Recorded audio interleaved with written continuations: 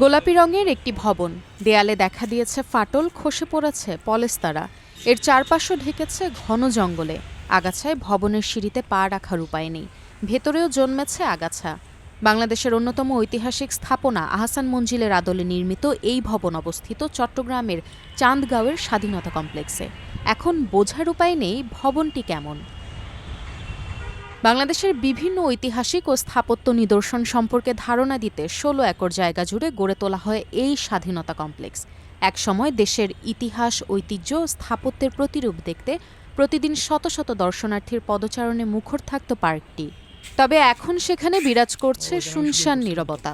ভেতরে নির্মাণ করা স্থাপনার কোনোটি এখন ক্ষতিগ্রস্ত, কোথাও আগাছায় ঢেকে গেছে পথঘাট।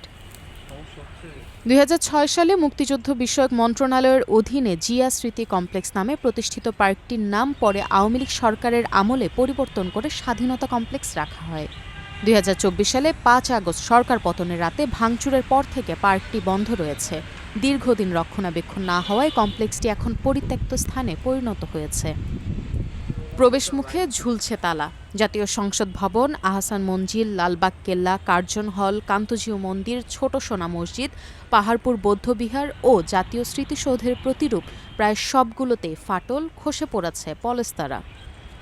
শুধু ঐতিহাসিক স্থাপনাই নয়, বন্ধ হয়ে আছে roller coaster, Ferris wheel, merry go round সহ সব বিনোদন রাইড। এই এলাকাতে চোর ডাকাতি কিন্তু বেশি, সব ভাঙিচুরি রোয়াট আমরা এখান দিয়ে যাইলে ওইখান দিয়ে এরা ধরতে, এখান দিয়ে যাইলে ওইখান দিয়ে ধরতে। আবার অনেক সময় আমরা পুলিশের খবর দিই, পুলিশও ইয়ে করতে পারতেছে না। ইতিহাস ও স্থাপত্যের এই সংগ্রহশালা এখন পড়ে আছে অবহেলা আর অযত্নে।